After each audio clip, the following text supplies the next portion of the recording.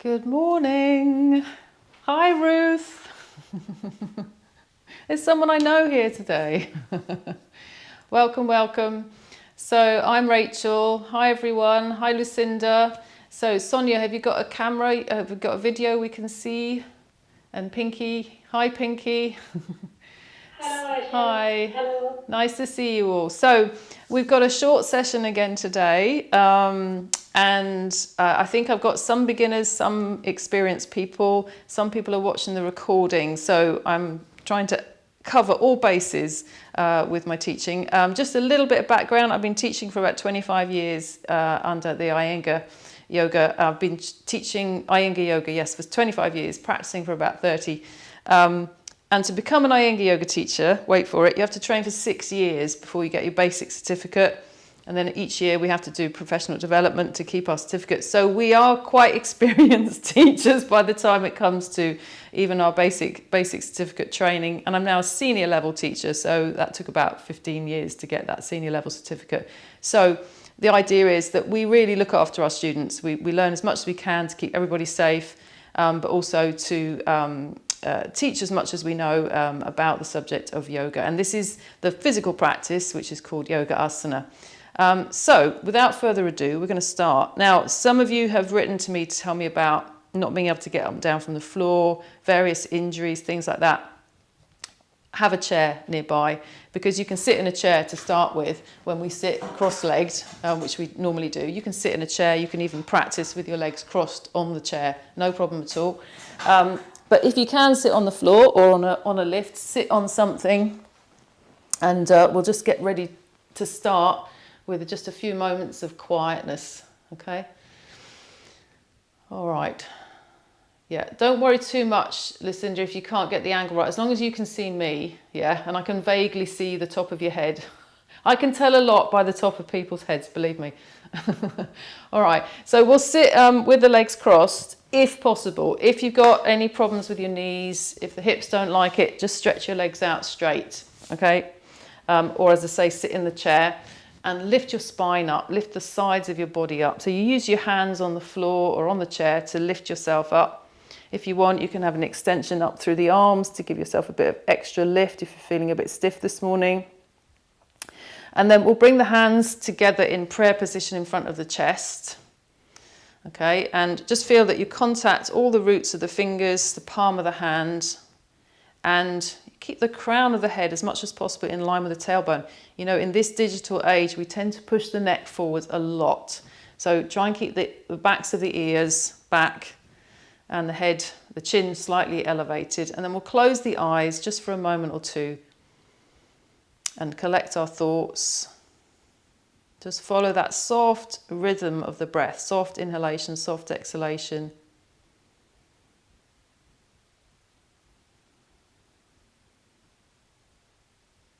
Find that quietness inside, but still feel as if you're really lifting up away from the floor or away from the chair. Okay, and then just gently release the hands, gently open the eyes and stretch out your legs. All right, so we've been working on standing poses this week, and I know some of you might be joining for the first time today, so I will go over a little bit of what we did before.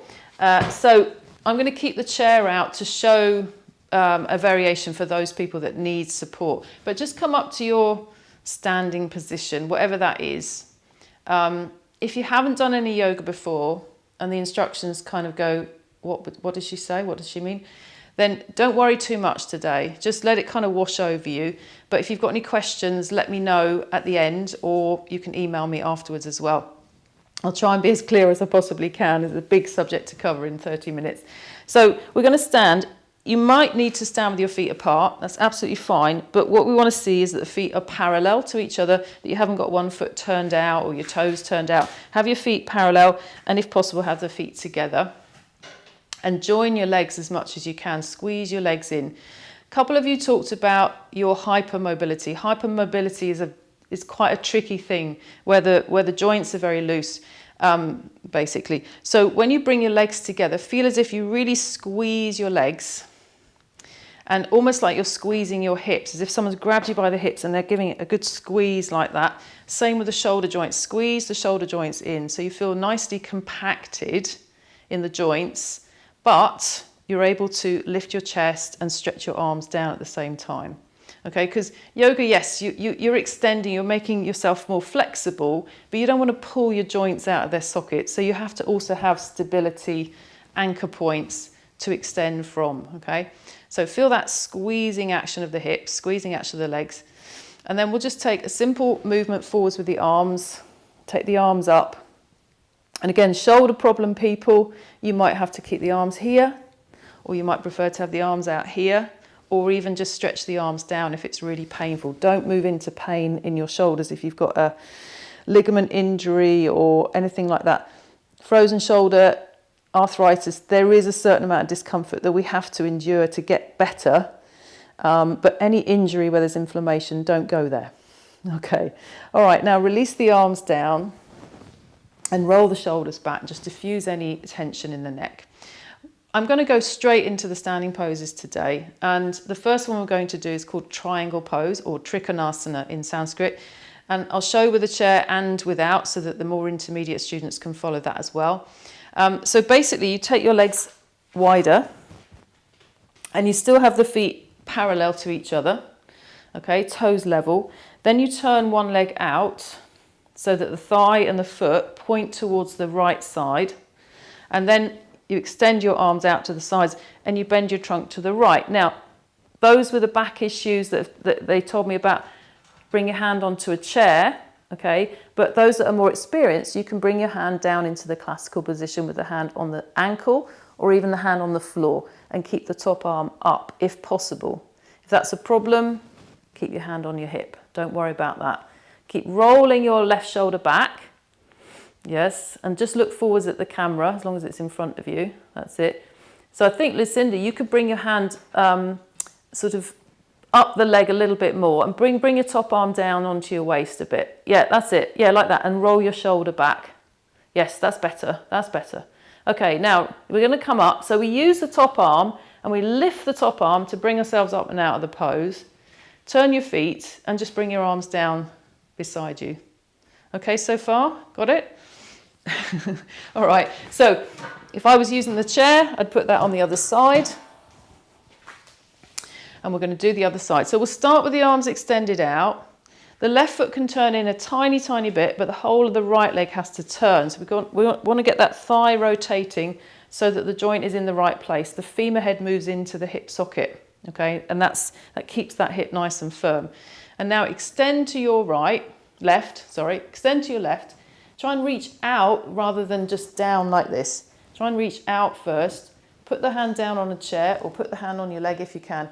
All of you bring your left hand on your hip, right hand on your hip for a moment and just roll that shoulder back. Yes, that's good. Try and get more rotation in the chest. Yes. If you've got if you haven't got any shoulder problems, take that top arm up now. Stretch the arm away from the chest.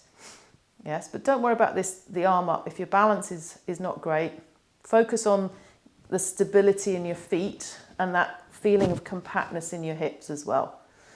Good, all right, well done. And then inhale, come up, turn your feet and just walk your legs back together and stand in Tadasana. Tadasana means mountain pose. So it's our basis for all our standing work. Also, somebody wrote to me about ACL problem. So they just had surgery. So all the standing poses we're doing this morning or this lunchtime, they're all straight leg standing poses. I didn't go for any bent leg ones today, just to look after that person, because we've got such a range of people that have signed up with all kinds of things going on. So I had to try and work out something for everybody. Okay, so the next standing pose, another straight leg standing pose, and this time we're going to turn the body round. So let me show first. I like doing this one with the chair, even though I don't particularly need it, only because it just gives me a chance to work on my legs and my hips a bit more. So what we do, we start with the feet wide again, and then we turn a little bit more so that we can turn all the way around over that front leg. Okay, so the back leg turns a bit more, the front leg turns completely, and then when you bend forwards in this one, you can put your hands on a chair, okay? Those of you that are more intermediate and have got bricks or can go to the floor, you can put your hands down on the floor, all right? But you have to have the legs straight. Don't bend the legs, all right? Just bring keep the legs straight. And if when you try to get to the floor, your back is all rounded and you're struggling, just put the hands on bricks, okay? So that you can keep that space. So let's try that. Oh, you're all in it already. Gosh, you're very, very keen, very eager. Okay, so good. You're there. That's it. Okay, so keep that left hip rolling forwards. Really draw that right hip back. And if you're using the chair, you can even walk your hands further forwards and get more extension through the front of the body. Now to come up on this one, slide your hands back towards your hips, bring your hands to your hips, inhale, come up, turn the feet, and then we'll get ready to do the other side, okay? So I'll move my chair. Feet nice and wide. So this back foot, the back foot means the right foot, okay? So we turn that foot deep in from the heel. So you try and get the toes around as much as you can. Then slide the heel out a bit more and then turn the whole of that left leg out. So now you want to square your hips with the chair or with the space in front of you. Yes, yes. Pull up your kneecaps, so make your quadriceps nice and strong. And then exhale, come forwards. Hands either under the shoulders or on the chair seat, wherever you can. That's it. Yes, bring your hands down or bring your hands onto the chair seat. And press back into your back foot, into your right heel, and feel as if you're lifting the kneecap up on your front leg. Look forwards, hands on the hips, inhale, come up, turn the feet to the front, and walk your legs in and stand with your feet together. Okay, just give me a hands up who's not done yoga before in this group that I can see, because yeah. Okay, so Lucinda, you just take it easy, okay, and anything you don't understand, you can wave at me as well. You can ask me questions during this, that's fine. We don't mind. But you know, anything that pains you as well, just let me know. But it should be fine for you. Okay, so we're going to repeat that pose, but the more intermediate ones, and this is only for the intermediate ones, this is not for the beginners, what I'm going to show you next. We're going to do a twist. Okay, we're going to do Parivrtta Trikonasana, reverse triangle pose. It's another straight leg pose. So those of you that have not done yoga before, you're going to repeat this one, okay? Hands on the chair or hands on the floor or hands on your hips as well is another way to do it, okay? So it's a turning pose. Those of you that are more intermediate, we're going to start the same way, but then we're going to bring one arm across the leg for Parivrtta Trikonasana. So this is for the intermediate students, okay? The ones that have told me that they've got a lot of experience. All right, so yes, okay, so you're all there already.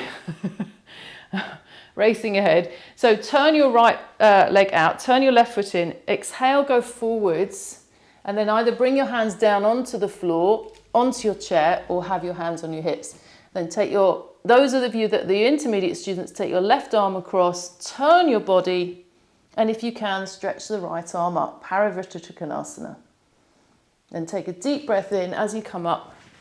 Swing your hips round to the front, turn your feet. Let's just walk your feet back together. That's it. Stretch your arms down for a moment, get your breath. Very important to breathe through this process as well. Make sure you're not holding your breath. All right, so second side, feet apart. Turn the feet first. So right foot deep in. Turn the whole of the left leg.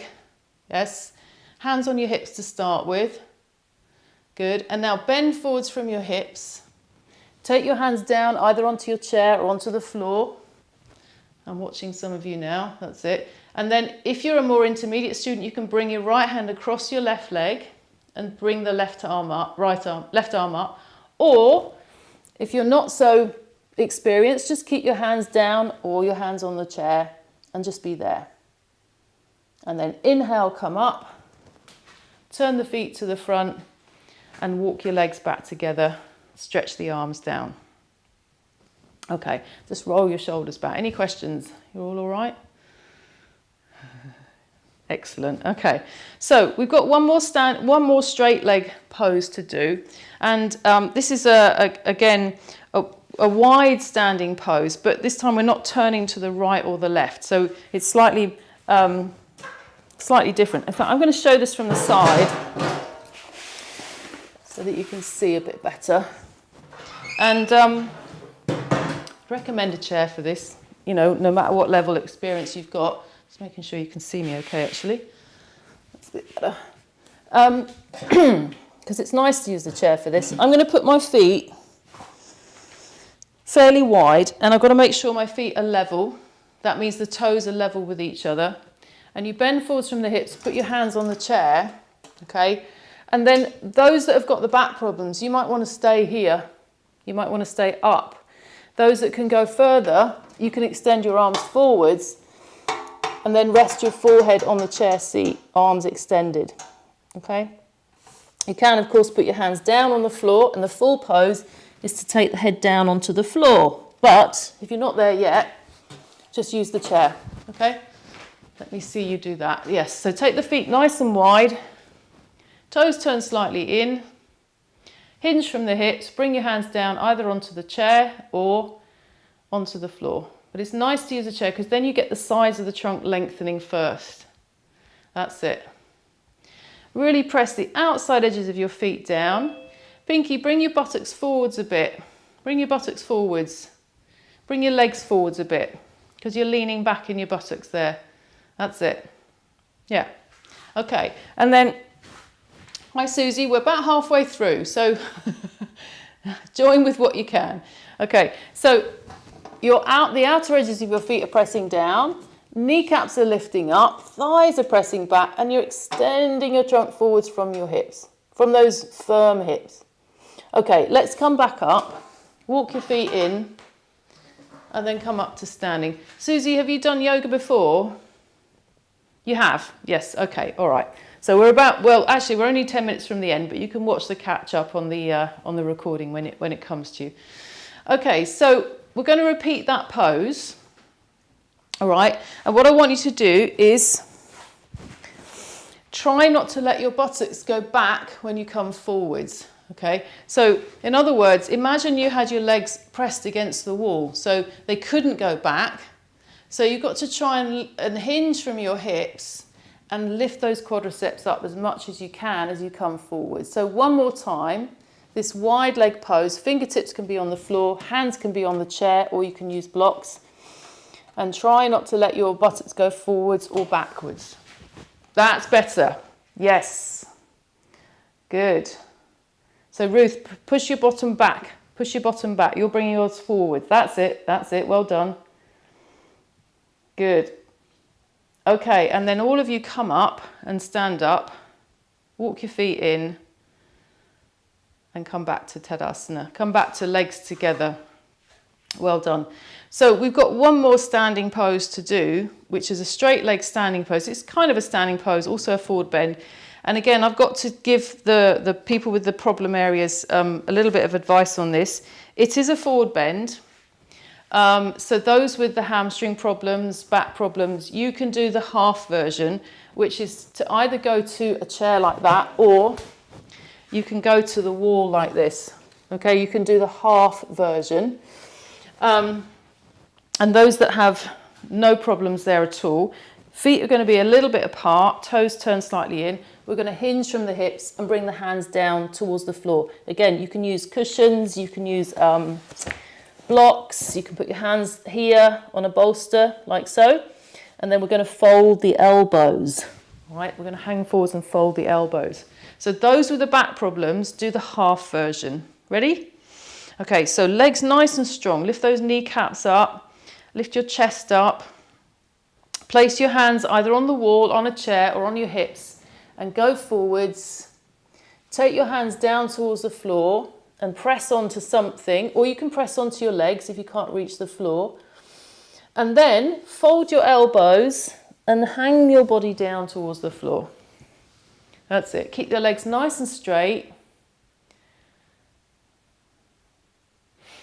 Yeah, that's good, Susie. I can see you now. Well done. Keep your legs nice and straight. And feel as if the ground is you're pushing your feet down into the ground, but the energy of the floor is lifting up through your legs. So your kneecaps, your leg bones are lifting into the hip sockets. And then the body is kind of releasing down towards the floor. If you're doing a half forward bend, you've got this feeling that the body is extending towards the wall. So there's this beautiful kind of pivot from the hips where the trunk goes in one direction and the legs go in the other. Okay, well done. And then bring your hands onto your hips. Lift your chest, lift your head and look forwards and come up and stand up. Good. All right, so that's our standing poses done. And what we're going to do now is we're going to do a couple of seated poses. I've devised a method for those that can't get to the floor, that have told me they can't get to the floor. And that is, you're going to put you can sit either on the sofa or on a chair. It's better if it's a really firm surface. Just making sure you can see me all right. This is just a quick example for those that can't sit on the floor.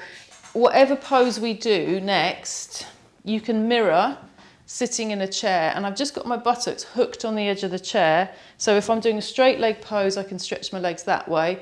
If I'm doing a bent leg pose, I can do exactly the same. If I'm doing a wide leg straight pose, I can do exactly the same as the people on the floor, okay? So that's for you guys that can't sit on the floor.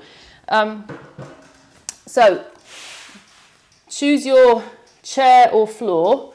You may need a cushion or a block to sit on or a blanket. And we're going to sit, first of all, with our legs straight out in front of us. So you know that pose you just did? You know, it was a forward bend, wasn't it? But some of you did the half one. Well, this is exactly the same shape. It's an L-shaped pose. The L-shaped poses teach us how to strengthen our back muscles and how to pivot from the hips. So a lot of people, when they sit in this pose, you know, they have trouble sitting up because the back muscles are weak and the groins are tight. So we use a little bit of height to kind of move the top of the sacrum forwards, and that helps us to lift better. So just stretch your legs forwards for us to start with. Have your hands beside you. And if you find it difficult to sit up, you can turn your fingers back and just push a little bit so that you move the weight onto the fronts of the thighs. Okay. And then from there, we're going to bend the legs. And we'll be bending the legs and bringing the soles of the feet together. So I'll show you that from the front. Soles of the feet together. Now, knee problem people, bring your feet further away so you've got a bigger angle in the back of the knee. Okay, don't bring your feet in if it hurts the knee. Any joint pain is not necessarily good, especially in the knee, so you want to go before the pain comes. So knees nice, feet further away. Those of you that don't have any pain and can go further, bring your heels in, and I'm sure some of you can bring your heels in much closer than me. I was blessed with very stiff hips.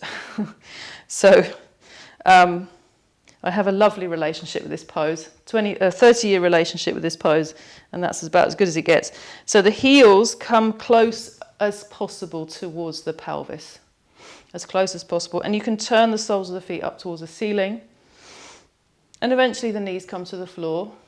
Oh, look, the dog's trying to help. Yeah, excellent. What a gorgeous dog, Susie. Okay, now Ruth, can you sit up on a lift? Yeah. And that'll make it a little bit easier. That's it. And just stay here for about 10 years, those of us that are stiffer, and it will get better. But it's not one that you kind of rush, you know, it's one that you can sit in for some time, watch the telly, do your emails, you know, do that. And then it does get better. It does get better. I mean, I used to be on 4 blocks and my knees used to be up here. So, I mean, it has improved quite a lot over the years. All right, so from there, we're going to take the legs wide as you can. Those of you, again, that are hypermobile, though, don't go beyond this angle. So, you know, if you're hypermobile, you might be able to get your legs sort of almost in line with your hip. Don't do that. That's not the pose, and it's not good for your hip joint to do that for a long period. What you want to feel is that imagine you had a brick or a big gym ball between the thighs and you were squeezing that. So you want that compact feeling in your hips if you're hypermobile. Okay, you can still take the legs wide, but you just want to watch that you don't throw your joints this way. You've got to keep the joints firm. Okay, this is called Upavishta Konasana. It means wide angle pose. And we just stay here and we stretch the legs. You know, you can do this kind of thing with your legs stretched from the hamstring all the way down to the calf. You try and push your heels away to get the Achilles tendon to lengthen. And then from there, we're going to do a little twist, an open twist. So this is safe for everybody to do. We're going to bring one hand forward. So just bring, I don't mind which side you go, just bring one hand forwards and have one hand back and turn your body over that side that you're turning to, over that leg. Try not to lean, but see if you can sort of turn the body on a pivot around towards one side or the other. That's it. And then come back to the center and do the same on the other side. Bring one hand forwards, one hand back, and feel as if you're turning the whole body like a, I don't know, rotisserie thing, or you're sort of unscrewing yourself, so to speak. Can I just check on this one? Yeah. When we're twisting, are we aiming for our body to kind of be in midline with the leg? Exactly right. Are you sure you're a beginner, Lucinda? Well, yeah. Yeah. That's exactly right. So you've got a midline, you know, from crown of the head to pubic bone. You've got a center line of the chest. So when you turn, if you look at the center of your chest, it should be, but I don't want to use the word should because it might not be yet, but you're aiming to get it over the center line of your leg. Exactly right. But you don't want to kind of push it too hard to start with. If you've got that lift, it's okay. But if you haven't got a lift and you're trying to turn yourself, it's like you're kind of, you know, when you cross screw something and it doesn't quite turn properly. So get that lift first and then the rotation will come a little bit more easily. Okay, so let's come back to the center. And the final movement we're going to do here is we're going to see if we can come forwards. So for some people, just bringing the hands forwards is enough. They're stiffer in the body, so the body doesn't want to move. Okay, but if you're more mobile, you can go further forwards. That's fine as well. It's all the same. Don't compare yourself to other people. And B.K.S. Iyengar, who's my teacher. This is B.K.S. Iyengar, very famous Indian guru. He said, "Blessed are the stiff." Because basically when you're stiffer, there are less things that will go wrong. It might be more frustrating to be stiffer, but actually you're less likely to pull a joint or anything like that. So don't worry about being stiff. Okay, and then come back up and just relax the legs so you can bring them in, squeeze the knees towards you, or hold around the backs of the knees for the knee problem people. If you're in your chair, you can do the same thing. You can just bend your knees, feet on the floor. So I better show that for the chair people as well. You can have your knees bent like this, and you can go forwards like that. So you're doing the same as they're doing on the floor, except slightly differently, so to support the knees. Okay, well done. You've earned your Shavasana. Okay, so we're going to relax now. Again, those that can't lie down on the floor, you can lie down on the bed or on the sofa. Those that are happy to lie down on the floor, you can have your legs on a chair, or you can just lie down flat, or you can put your legs over a bolster. When you use a blanket support for the head, make sure it's under the head and neck and not under the shoulders. And when you lie down, roll your spine down carefully. See that you're in a straight line, and adjust your buttock flesh. So you move the buttocks away from the lower back, stretch out your legs, and then just let everything unfold from that center line. So feel as if the left and the right side of your body are falling away from the center line of your body evenly, quietly, and have that feeling of letting go, closing the eyes when you're ready, releasing the muscles around your mouth and tongue and jaw, allowing the whole body to surrender into the floor. Let your mind be quiet.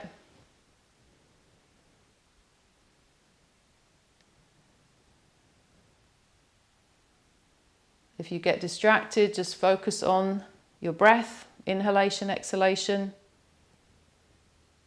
And especially the exhalation, feel as if that allows you to surrender even more deeply.